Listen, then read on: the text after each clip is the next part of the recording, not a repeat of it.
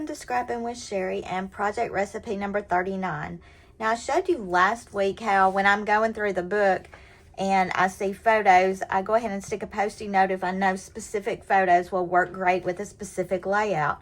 Well, I have pictures from a concert that my oldest son and his wife went to. It was a Weird Al concert, and I didn't get a lot of photos because I wasn't there, but this layout worked perfectly for that.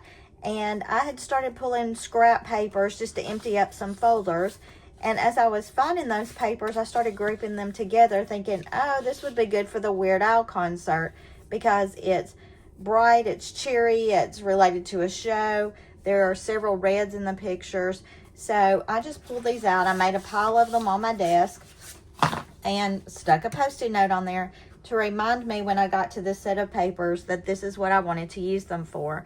Now, the Creative Memories sleeves, the Creative Memories folders will do a great job with this, and you can go ahead and slip your papers in, any embellishments you got. Like, I went ahead and pulled some of these Music to My Ears borders to go with this, and I had all of this all laying together ready for this layout. So when I got here, it was easy for me to get it done.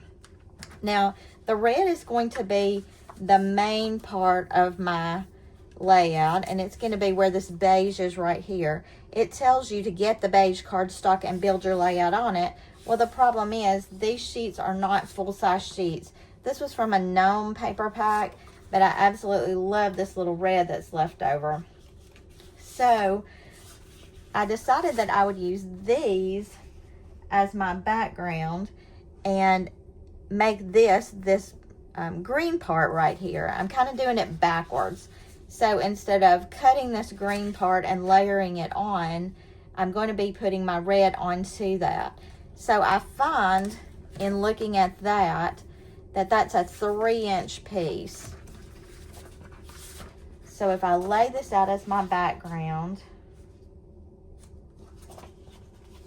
and then I lay my red on top of that, what I want is for 3 inches of this to show down below, which means I'm going to have to cut some off of this piece. So I really need these two pieces to be 9 inches, and that would take care of my 3 that I've got going on. But let's look above. Up here, there's a little bitty blue strip, and that one is, let's see, that's O and P. That's a 1-inch strip. So I could make these 8 and then use that one strip above and that 3-inch below as this. And that's what I'm going to do. I hope that's making sense to you. I'm just trying to use the papers I've got in the best possible way and eliminating a lot of cutting in the middle of that. So these are going to be the middle of that, between the 3 and the 1. But let's see what else I've got. There's a little blue strip here that I really like. That's M and N. And those are punched borders, which I don't necessarily have to do as a punched border. I want this right here instead because I like the way this black factors into that. And I'm going to cut this at about 1/2 inch. It says a punched border, but I think about a 1/2 inch strip here would work for that. And then we've got a couple more strips up here. We've got A and we've got G. A is a punched border, G is a punched border. I have a border from this collection that I'm going to add to that. These are the ones I pulled. I thought those would be fun, kind of going along with my whimsical look that I have going with this. But I think I want to add a little bit. My first thought was to add the black, but I kind of like this. So I think I'm going to add one piece of this on there. And I'm just cutting this in between the little film strip look. Does this necessarily have anything to do with the music per se? Probably not, but it all just has the same feel to it.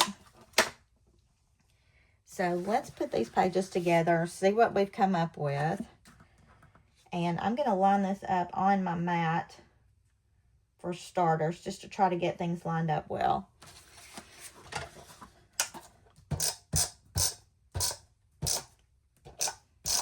So basically what I've done is do my page backwards. Instead of cutting pieces to go onto the background on the top and bottom, I am cutting my piece to go in the middle to create a background. And then there's no rule that tells me I have to do it exactly like they did it in the layout. I am going to add this stripe. I feel like that'll be a good definer point between what is my background and what is the centerpiece. Now look at that. It's already looking good, isn't it? We can add one of these up here to do the same kind of thing. And then let's see what we can do with this. I was a little worried about this, that it might fade away. And you know what? I'm going to hang on to these for a few minutes because I've got an idea brewing for that. We'll see if we can make it usable. So I just need to create the opposite page the same way. I'm going to scoot the book out of the way. And we're just going to make these two look basically the same. Now, I don't know if you pay attention or not, but a lot of times our pages just mirror each other pretty much exactly. But in doing the virtual crop sketches, if you've watched my videos of those, you'll notice that I usually put number 1 and number 2 together somehow so that they look totally different, but very complementary. And I do like doing that as well. I've always been mostly a matchy-matchy, mirror-y kind of person. But I do like putting two totally different sketches together to make a 2-pager and using our papers, embellishments, colors, whatever, to draw the two together. That's been kind of a fun challenge for me. I'm always up for a little scrapbooking challenge. I love to learn new things. I love to try new techniques. I do keep challenges going quite frequently, so I can teach some little mini techniques to the people who sign up for those challenges. If you're interested in one of those, if you'll pop me an email at tilleyps@gmail.com, I can send you the information. I've had one going through August and September. That is going to stop, but if you get into the challenges, you're still able to see the ideas that we've done. You won't be able to enter for prizes after the challenge is over, but you can see all the ideas that have been done. And that's why I participate in them, is just to get all the great ideas. So I'm laying out my pictures pretty much just like they had them on the original recipe. If anyone were to ask me what takes me the longest in doing these page layouts, I would have to say it is really just getting my pictures ready to go on them. Because I do develop my own pictures. I do develop them near the sizes that are in the challenges usually, in the sketches, in the virtual crops, whatever. I do try to keep my pictures pretty close to that. Now let's see if we can find a space for these now, because I just feel like we need this. I've saved this forever just for this page. I just didn't know it was going to be such a problem. And I think I could have it go right across there if I scoot some of these down a little bit more. I don't really want to go underneath there. I think that's a little too busy. But if I scoot these down, I could take this through the center. So let's stick our pictures down first. And realistically, this page is coming together pretty quickly. It's busy because of all of this going on, but the pictures from Weird Al are busy pictures too. And all of this just kind of gives me the feel of the whole thing. Let's see if I can get this down close enough. Yeah, I can manage to get that border through there. And let's just mirror on the opposite side.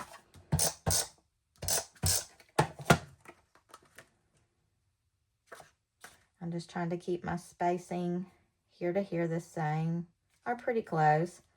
My spacing against the bottom about the same. And I will do a little bit of journaling because I wasn't there. I don't really have much to say.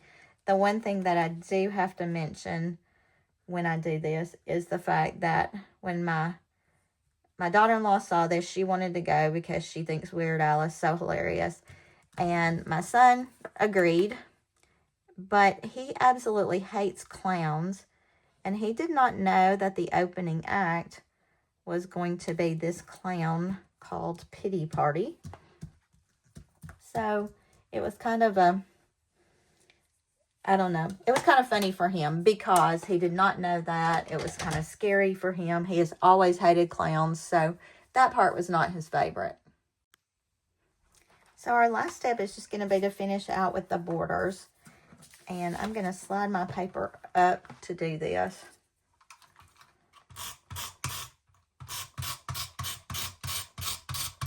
I did love the picture of the rainbow in the sky. The venue where they went to see this, it was an amphitheater in a nearby town, and we had some really hot weather, we'd had some rainy weather, we'd had just a little mix of everything. And when they got there and looked up in the sky, there was a beautiful rainbow. They were excited to see that, and I was thrilled that my daughter-in-law took a picture of it to send to me. My kids are not scrapbookers. I think I've mentioned that before. They're not even major picture takers for the most part. They are getting better. But it's been fun to see them finally start taking more and more pictures and sending them to me. And they actually will say, hey, you need this for the album. So they're becoming more aware of what I use, what I like to go in the albums. And they're doing a better job at sending them to me finally. It's only taken me many, many years to get them trained. And I'm just kind of cutting this. Not really cutting it off straight, but just kind of finishing it out. It can go over that just a little bit. My daughter-in-law did do a great thing too. You know, the pictures are not great from the stage, but you get the feel of it. And she was really good to take the pictures of the acts. So I had the names of them. I could have made this very easily into a one-pager and not used all the pictures. But where it's going to fall in my album, I needed a two-pager. So this worked out great. And I was able to use her filler pictures to kind of take care of the titling. Because not being there, how much do I really need to say about this concert?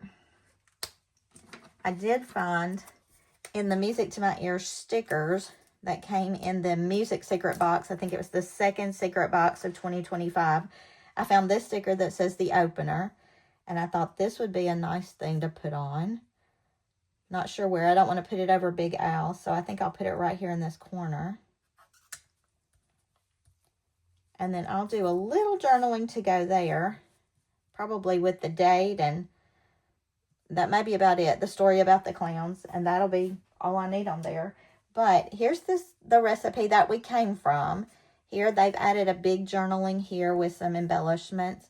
My embellishments came down a little bit, but pretty true to the sketch overall.